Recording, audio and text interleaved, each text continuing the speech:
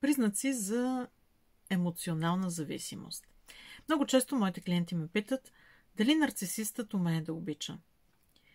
Нарцисистът категорично не умее да обича. Съвсем категорично.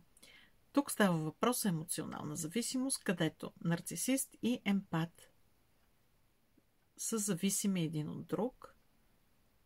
Тук става въпрос за зависимост, за деформирана любов, по-скоро за борба за контрол, за власт, за доминиране от страна на нарцисиста.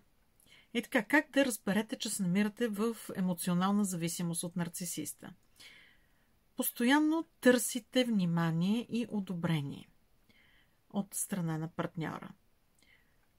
Търсите го и се молите за трошичка любов, дори когато този партньор или партньорка ви унижават.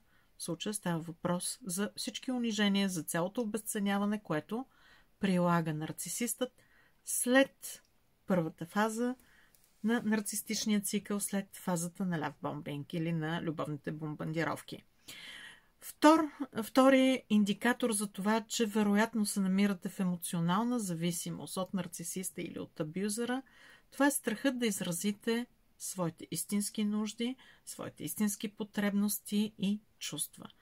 Това, разбира се, говори за неадекватна самооценка, съмнение в себе си. Всичко това естествено е постигнато и благодарение на чувството за вина, което нарцисистът ви насажда, ви внушава през цялото време на тази връзка.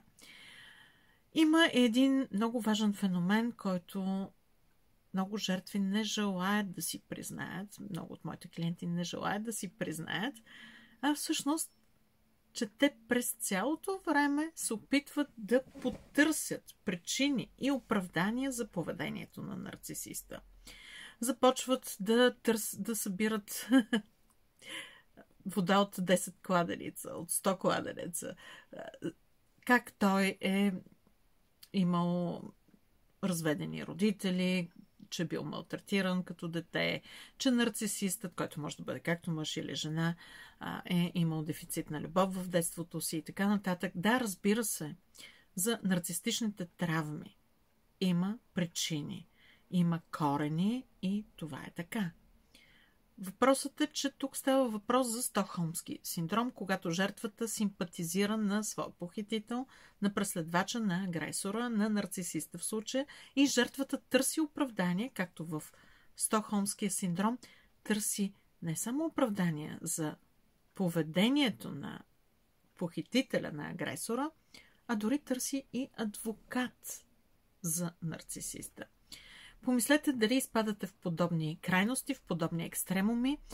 И още един индикатор, още едно качество, което може би ще ви напомни, че вероятно сте в емоционална зависимост. Това е чувството за вина, чувството за срам, дори когато си помислите, че е по-добре да се разделите от нарцисиста.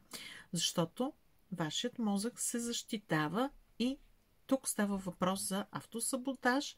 Вие не си разрешавате да помислите за спасение. С вас беше Наталия, коуч, ментор и консултант по личностно развитие.